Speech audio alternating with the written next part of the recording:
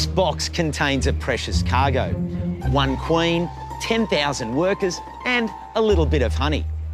Later on, what was 1 will become 2 when we double down on the hive.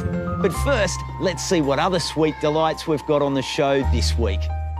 I'll show you how easy it is to propagate coleus, a beautiful perennial that's also a favourite with bees. And I'll be giving the owner of this emerald green oasis some tips on how to bring more colour into her garden. And under here is a little project I'm going to show you how to do using nothing but things I found on the side of the road and, of course, plants.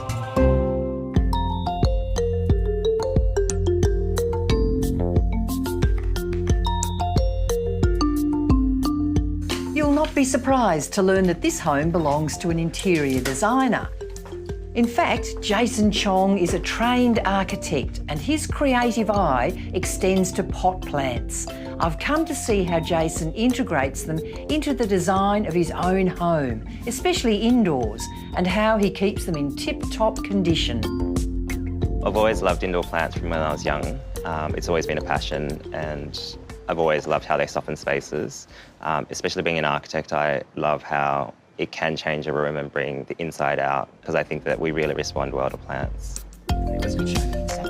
Jason's single-fronted cottage is in the Melbourne inner-city suburb of Abbotsford. The first indoor plant I spot is a bit of a surprise. And there's something I've never noticed before, an Abyssinian banana in the bedroom. In the bedroom. And I was told so many times it wouldn't work. Is that right? And that just makes me want to grow it even more. You like a challenge, Yeah, isn't it? challenge, and it's doing really well. In the main living area, the plants look terrific. Oh my goodness, how many have you got in here? The last head count was 300, but I think it's grown from there. There's more in the back room. You just sneak little things in. Sneak little things in and experiments, I call them. You've really thought about the design, the placement of the indoor plants. How have you done that? We've done it through layering, the tall plants towards the back in the corner, smaller plants down below with different foliage. Which is what you do in outdoor gardening too, isn't it? A mixture of texture and foliage, which you would normally do in design. Whether it's landscape or interiors, it's a similar philosophy of layering and filling spaces as well. I like the collection that you've got, though. That one intrigues me. Yeah, the strobilanthus. It has beautiful texture as well, and that colour is amazing, the purple.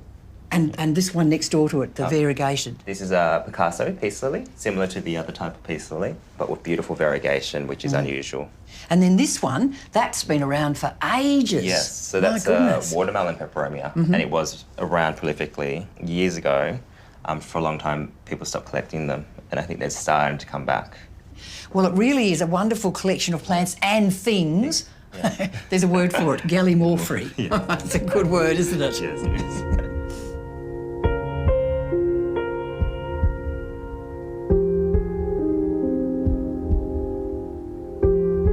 Somehow, we managed to fit into the back room of the house. Wow, this really is the smallest room in your house. What's it for? Well, it's actually become the green room to experiment with outdoor plants inside, growing things that shouldn't really grow in Melbourne. Plants like the browniopsis, which I'll show you a photo, which was flushing not long ago, and it has these beautiful coloured leaves when it first comes out. That's unreal. Yeah. Wow. Yeah, and that shouldn't normally happen in Victoria. No, it shouldn't normally happen in Victoria, but indoors we think it can work. This is amazing. And that's caladium, so that beautiful red foliage. Yes. And we've also got a palea here, which is different to the other types. Things like this leopard plant here. That looks like a spotty dog to me. Yeah, yeah, exactly. It's wonderful, isn't it? Yeah, it's great. And over here we've got some dark begonias grown for their foliage rather than their flowers. That's beautiful, isn't it? Yeah, and really you don't really black. get that dark colour. We've got another one up there. Or we kind of capture the essence of a greenhouse through cloches like this to accelerate the growing. Jason's backyard also tells me that he's a real plant lover. That's an amazing collection in your glass house. Why do you grow so many indoor plants? Well, it's a real passion of mine to really preserve some of the rarest species for the future generations to enjoy. Things like this Philodendron mammae, which you don't often see anymore. Because they're really special, aren't they? Yeah, they're really special, and there's so much texture out there that people don't know about. Yes, yes. And with your indoor plants, what's some good tips to go with? One of my big tips is don't buy all your plants at once. Start with a few. and make sure you understand them and know what you need to build up that collection. Yeah, I guess the fun is in the chase, isn't it? The more you hunt, the more interesting plants you go to find. What about fussy things like maidenhair ferns? One of my big tips for maidenhairs is to keep them in around 5 ml of water so they get the humidity and it actually keeps them moist during the crazy weather in Melbourne. What else? I find that people overwater and they don't look out for the signs of yellowing leaves, brown leaves and dropping leaves, and it's always important to ease off on the watering. The fiddle leaf fig is an example of people overwatering and killing it with kindness. They only really like watering once every 3 weeks. And then just a cup. They're very tough, really, aren't they? Yeah. In any house, dust is a real problem. Dust is a huge problem when it comes to indoor plants. Some people like to wipe the leaves down with a damp cloth. I personally like to take them into the bathroom and shower off the dust from the leaves. And what, with a nozzle and just very quickly? Yeah, with just a handheld nozzle, and it just washes off all the dust. And thank you for all those tips. No worries, it's been great.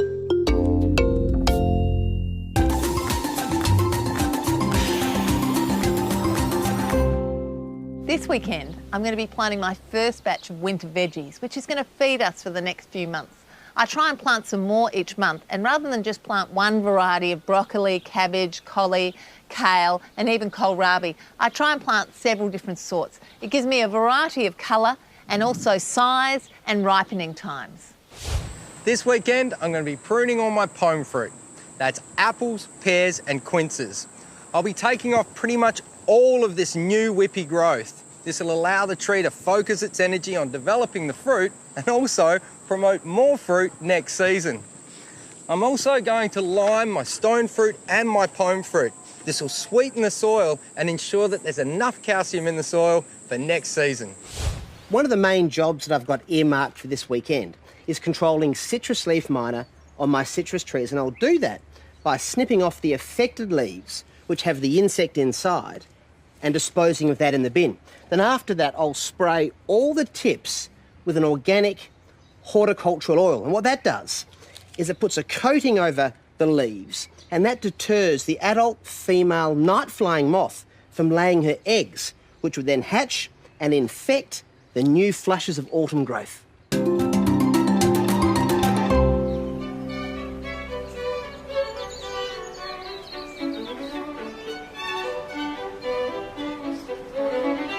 Working with the ABC over the years has brought me into contact with some really fascinating people. Recently, I did a radio interview with a journalist, Sharon Carlton. We got chatting, and it turns out that her husband was high-profile journalist and absolutely passionate gardener, Richard Carlton. Now, tragically, Richard passed away in 2006 whilst covering the Beaconsfield mine disaster. But since then, Sharon has been carrying on with the work that Richard started in creating this beautiful oasis. How did the garden get started? Oh, Angus, that means you think I knew what Richard was up to in the garden when he started it. I've no idea, but in fact it was a building site. It was just rubble and grot everywhere, and it took a couple of years, Richard and a few gardeners and friends, to really get rid of it. And then he started planting things. Tucked behind a railway line on Sydney's North Shore, the unusual 5-storey house has been home to the Carltons for nearly 30 years. Tell me a bit about Richard's career as a journalist. It was brilliant. But I would say that. He spent, I think, almost 20 years at the ABC and ended up as the main political reporter. Well, Mr. Whitlam, where did it all go wrong? You seem now to have your tail between your legs and not too much prospect of picking up either. I'm sorry to give that impression. But now to Brisbane and Mr. Bob Hawke. Mr. Hawke, could I ask you whether you feel a little embarrassed tonight at the blood that's on your hands? You're not improving, are you? I thought you'd make a better start to the year than that.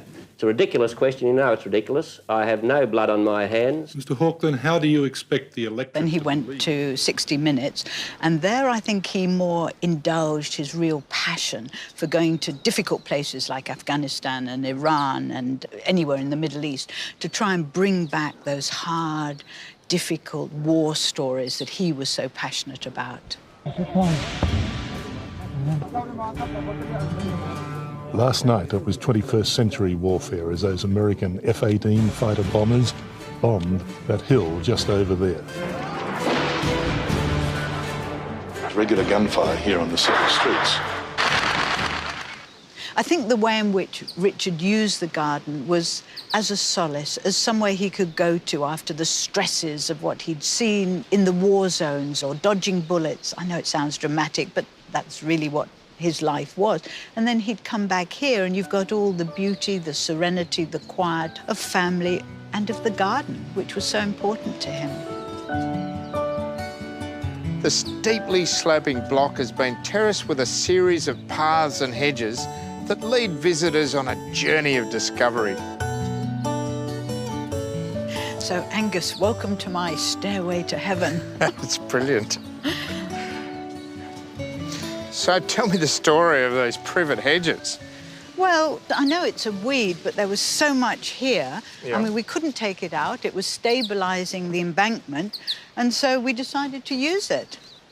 And so this was all Richard's idea. He put in the walkways, and then you see how easy it is to cut. You just... Yes. I think it's an interesting solution because by pruning the tops off, you're losing all the flowers and it won't go to seed ever.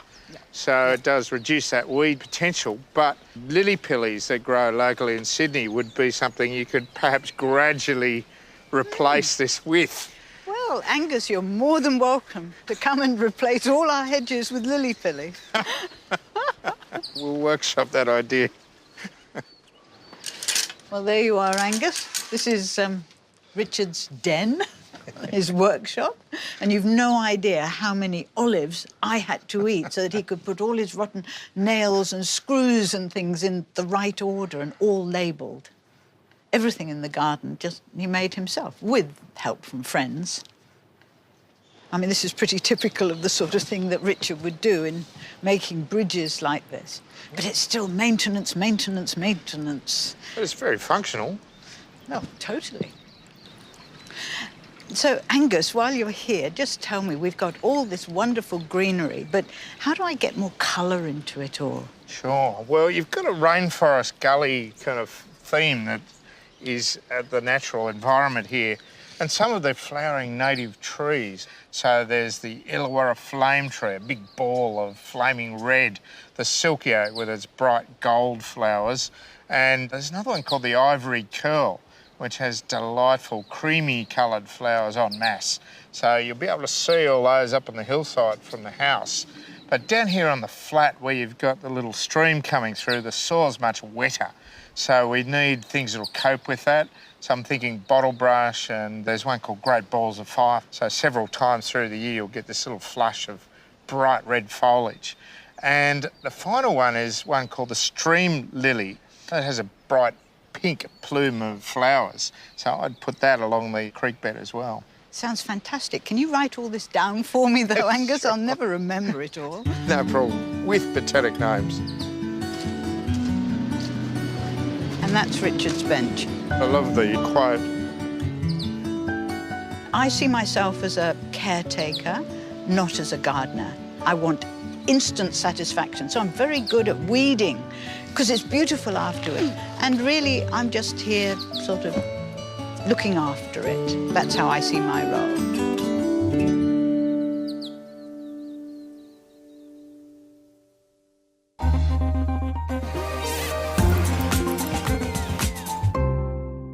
When it comes to small, drought-tolerant plants, it's hard to go past the Marlborough rock daisy, or Pachystegia rufra. It's a New Zealand native that sports highly ornamental leaves. The juvenile leaves are covered in a rust-coloured down that rubs off to reveal a glossy, leather-like textured mature leaf. It makes a mounding small shrub to 80 centimetres high, and from late summer, autumn into early winter, it produces eye-catching daisy flowers on sturdy, rust-coloured stems. They do have beautiful daisy flowers, but I actually prefer the sculptural qualities of the spent flower heads and the unopened flower buds. In its natural habitat, it grows on cliffs and between crevices in rocks on exposed coastal locations, so it needs excellent drainage to do well. It's not a common plant, but it is out there, with more gardeners growing it than ever before. So keep an eye out for it, and it'll be a great talking point in your garden. Well, it's no secret that I'm pretty much obsessed with plants. In my world, they can do anything. And it can be the same for you. Even if you don't have a centimetre of soil to grow something, you can have plants. A few years ago, I got to thinking about people who only had enough space for a seat. So I grew one. And this is it. It's the leafy lounge, little piece of portable parkland. But call it what you will, it's just a great little project for the weekend.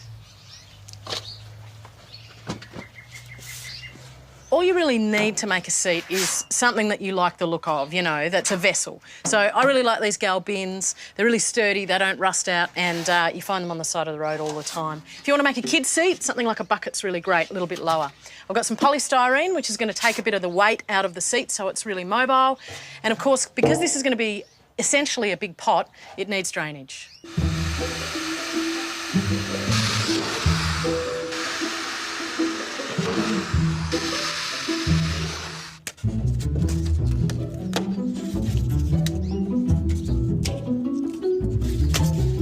That about halfway. It's going to be really light, even with the soil. If it was full of soil, it'd weigh a tonne. And so now what I've got to do is put a little bit of fabric on. Hey, Squiddy, do you want to come in? Hello, good girl. So I'm going to put a little bit of fabric in to stop the potting mix or the soil actually washing into that layer. This is, they call it drain mat. It's geotextile fabric. You could equally use just a couple of layers of shade cloth or whatever you've got lying around. But this lasts a really long time and it's designed to stop soil washing through it. Essentially, this is just a big pot, so potting mix is fine. I'm using a premium quality with a little bit of compost mixed in, so it'll have a little bit of extra nutrient. Perfect. Plenty of plants you can use to make your seat. Essentially, all you need is a really robust ground cover that's either going to sucker or spread to repair itself. You know, plenty of herbs, things like the Corsican mint in a shady spot, or some of the creeping thymes if you had a hot little courtyard.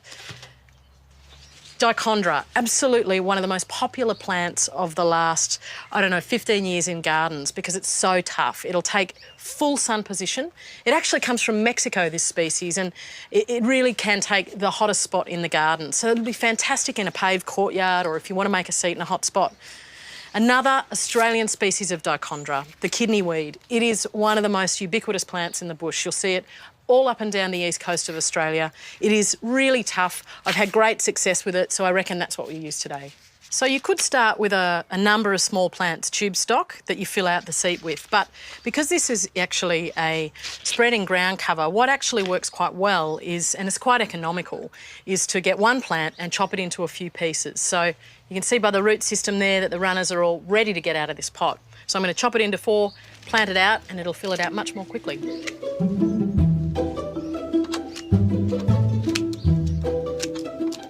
Position your plants so they're going to sit a little bit proud, and then I'll need to get a bit of potting mix and come in and backfill around them.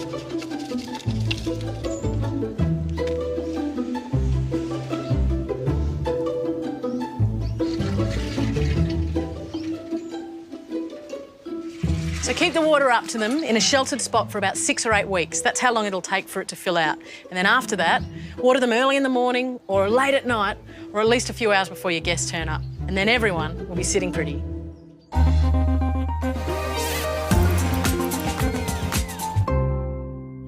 Coleus are one of my favourite short-lived perennials. You can even make a calming tea from their leaves, and it's really nice with a little bit of mint.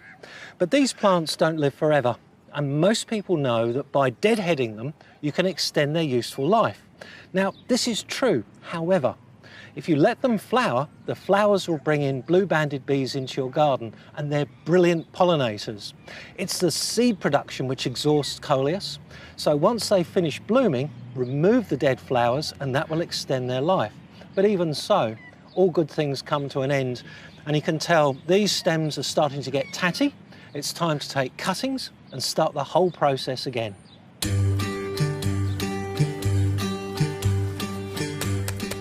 For cuttings, choose growing points with firm, not soft stems. Remove all but a couple of leaves to minimise wilting, and trim cuttings to around 5 centimetres long, making each cut just below a node.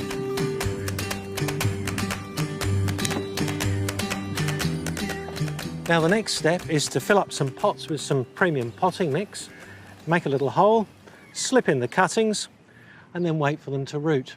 Now a lot of people will take these cuttings and they'll root them directly in water, and it is successful. However, the roots that are produced in water alone are very frail, and that makes transplanting them into the open ground rather tricky. I've got a compromise. By putting them into these pots and standing them in a saucer, topping that up with water constantly, they root just as quickly, but their roots seem to be a little bit stronger, and so when they go in the ground, you have greater chances of success. In a month's time, these will be ready to plant, and it'll be out with the old ones and in with the new.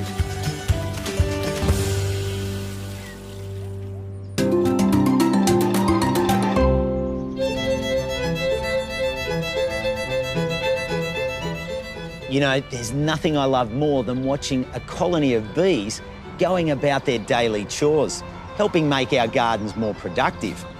This is Tetragonula carbonaria, otherwise known as sugarbag bee or Australian stingless bee. And this particular hive has had a long and successful life on our show. The hive entered our world back in 2012 when I was given it by native bee expert Peter Clark. Let me open it up and you can have a look. I've especially prepared this hive so you can have a look. And if you look over here, there's little containers filled with honey and pollen. That's a honey container that's just been opened. Fantastic. 2 years later, with the hive overpopulated, I learned how to split it with the help of entomologist Dr. Tim Hurd. I weighed the box and it's about 9.8 kilos. How's that as far as being ready? That is fantastic. This hive will be full of bees, at least 10,000 bees in there, lots of stored food, lots of building structures in there in place. Perfect weight for dividing into 2 daughter colonies. One of the hives went back to my place. The other was taken to the place that raised me, Rose Bay Public School. It's important to know when is the right time to split a native beehive so that we don't disturb our valuable little workers. Now, the simplest way to do this is to weigh it. In this case, I knew that this hive was about 6 kilos. Once it reaches 9 kilos, it's ready to go. And in this case, we're at 10. Perfect. This is not something that you get to do very often. We have to do it quickly because we want to minimise disturbance. The bees have sealed off all of these sections because it's a sterile hive and they protect the cleanliness very much. So I've gone along with this blade and broken the seal that they've worked hard to put in, and now it's time to lift this up and see exactly what's going on under here.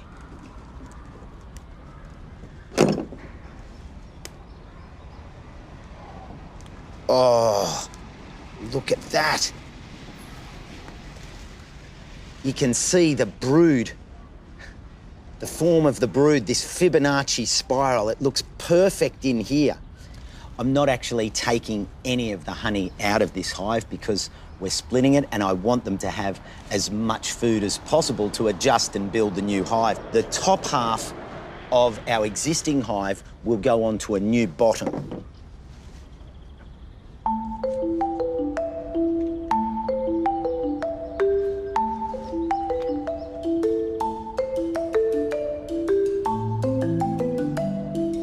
And then the top goes on our existing base. Perfect. It's important to secure the hive until the bees can reseal it themselves. You may well say, hey, you've got 2 hives, but only 1 queen. Not a problem. Tetragonula bees are really good at requeening. Now, all I need is a little bit of help to put these out.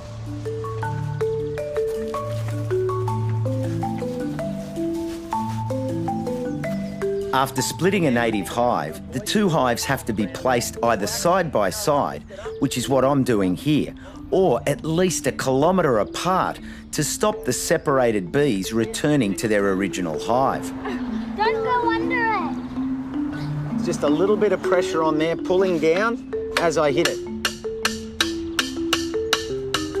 Okay, ready? And lift. One hand top, one hand bottom. Okay, someone got it? Okay, carefully come around here. Native stingless bees are fantastic pollinators, and splitting their hives means the colonies keep growing. And the great thing about the colonies being here at the school is that these kids will have hands-on experience in learning about the important role these tiny pollinators play in all our gardens. They're looking for the door. They're saying, hey, who moved our house?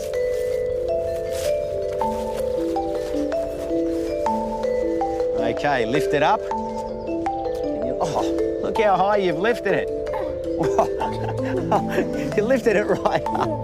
Good effort. That was right up and into position. How are we going, girls and boys? We close? What do you reckon? Tell me when. It's at the bottom. Is that it? Yeah. Great.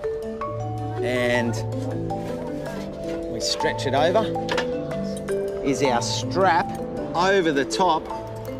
Hopefully these colonies will keep growing so that in a year or so I can divide them once again. 2 will become 4 and we can share the new hives with others in the community. Good boy. That's it. Here's what's coming up on next week's show. I've been waiting to give you this story for years. It's a beautiful Japanese garden that combines the quiet and the intimate with the bold and the majestic. And I just know you're going to love it.